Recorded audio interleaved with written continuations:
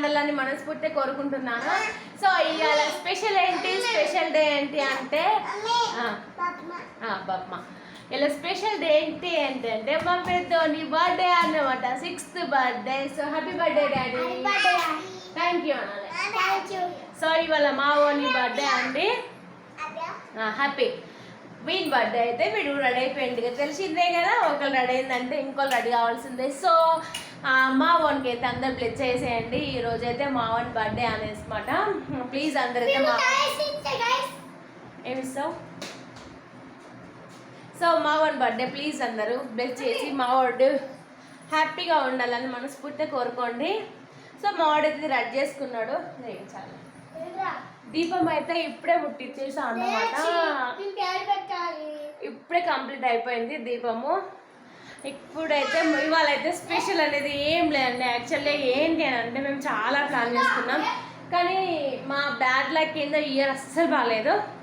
నా birthday colour అయింది, మా ఆయన బర్త్డే కలర్ అయింది, మా చిన్న బర్త్డే కలర్ అయింది, మా అక్షిత్ గారి బర్త్డే కూడా అదే అన్నమాట. ఎందుకనంటే మా నాన్న వల్ల సార్ వచ్చేసిండు. సార్ రావడం వల్ల ఇవాళ అసలు మేము బర్త్డే జరపమా అసలు ఏమైంది తెలియదు. మంచిగా కేక్ కట్ చేసేసుకొని బయటికి వెళ్ళేసి మావానికి పెద్ద పార్టీ ఇద్దాం అనుకున్నాం. మావానికి రెస్టారెంట్కి వెళ్ళామంటే చాలా ఇష్టము. సో అందుకేసి వెళ్దాములే అనేసి అనుకున్నాము. కానీ మా ఆయన ఇలా మీటింగ్ ఉంటుంది కావచ్చు, ఏమో తెలియదు అనేసి అన్నాడు. కేక్ కూడా ఏ 12 గంటలకు కోస్తామో తెలియదు అన్నాడు. చాలా అప్సెట్ అయిపోయినాం. అందుకే ఇవరిదాకా డల్గా కూర్చేస్తున్నాం అన్నట. ఇక డల్గా కూర్చుంటే నడవది అనేసి పాపం మా షెడ్ చాలా ఫీల్ అయిపోతున్నాడు. స్నానం చేసి గుడికి కూడా తీసుకుపోమన్నాను, కాకపోతే టైం లేదనేసి గుడికి కూడా తీసుకుపోలేదు. మేము మా ఈ ముగ్గురిలో సేమ్ అదే. అక్కడ నా మ్యారేజ్ రోజు కూడా మేము గుడికి వెళ్ళలేదు.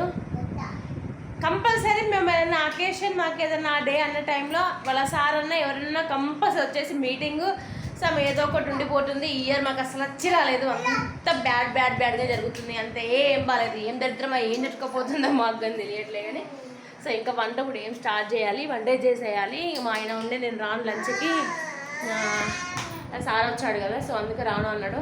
నాకు అంత అనిపించట్లేదు. పిల్లలకు రైస్ పెట్టేసి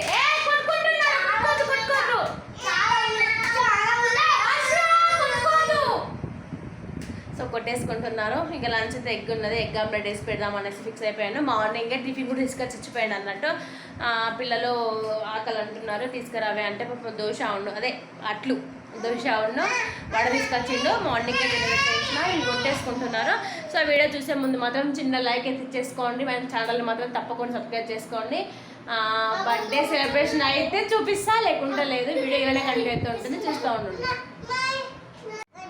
పాపం మా చిన్నోడు ఘోరంగా పడ్డాడండి. అలా గిది దెబ్బ, గిది కాదు గిది చూపెడతాం. ఘోరంగా దెబ్బ తాకింది. పాపం కనిపిస్తుందా, బ్లడ్ కూడా వెళ్ళింది. ఇది మొత్తం వాపొచ్చింది అన్నమాట.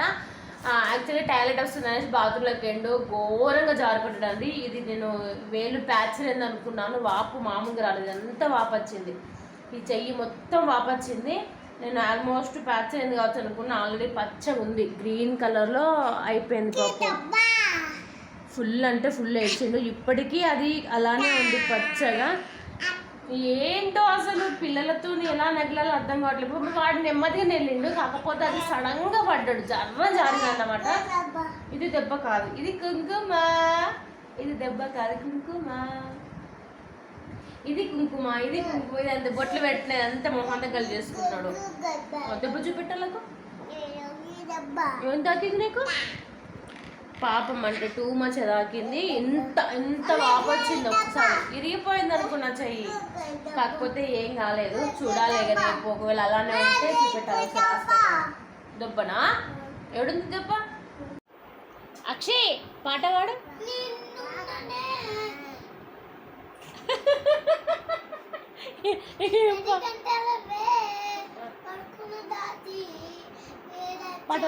పాటవాడు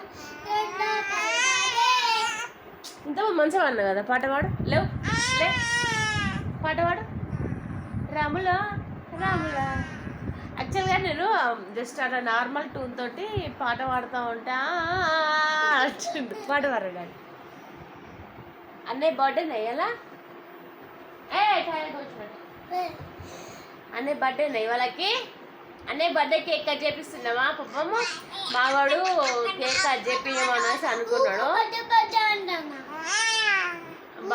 కేక్ కట్ చేపియం కావచ్చు అనుకున్నాడు. బట్ వాళ్ళ నాన్న ఇదే వీళ్ళు వాళ్ళ నాన్న వచ్చేసి ఇంత ముందే కేక్ ఇచ్చేసిపోయిండు. ఫస్ట్ పండుకోలేసుడితోటే మమ్మీ నాన్న నాకు కేక్ తేడా అంటే క్వశ్చన్ వచ్చింది.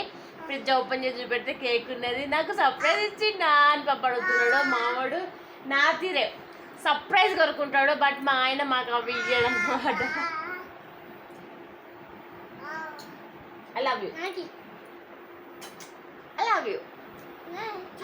వీనికి ఇస్తే వీనికి ఇవ్వాలి, వీనికి ఇస్తే వీనికి ఇవ్వాలి, వీడు నాకు ఇస్తే వీడు నాకు ఇచ్చేస్తాడు. అవ్వా అన్న తమ్ముల ప్రేమ అంటే ఇలా ఉంటుంది, ఇలా ఉంటుంది, ఇలా ఉంటుంది. సో వాళ్ళ నాన్న ఇప్పుడు ఏ టైంకి వస్తాడో చూసుకుంటూ ఉండాలి. ఇదండి ముచ్చట. ఇంత అంత ఈజీగా యాక్చువల్గా ఫుల్ జోరు వర్షం పడుతుంది మాకు ఇక్కడ. బయట కరెంట్ లేదు, మేము బెడ్రూమ్లో ఉన్నాం. మాకు ఇన్వర్టర్కి బెడ్రూమ్కి ఒక్కటే వస్తుంది కదా. మంచి జోరు మీద కొడుతుంది వర్షం, మీకు ఏం ఏర్పడది, మస్తు కొడుతుంది. ఈ టైంలో మిరపకాయ బజ్జీలు వేసుకొని తింటే ఉంటుంది కదా అంటే సామిరంగా మామూలుగా ఉండదు అనమాట. ఇకపోతే వేసే టైం బజ్జీలు లేవు, మిరపకాయలు లేవు, పిండి లేదు. సో అది దాన్ని కూర్చోండి, అలా కరెంట్ లేదు కదా. ఎక్కేసే బాయ్. Hi, very good. మా వాళ్ళతో ఫోన్ మాట్లాడితే ఇలా బర్త్డే అని ఫోన్ చేస్తే ఒక్కరితో మాట్లాడట్లే.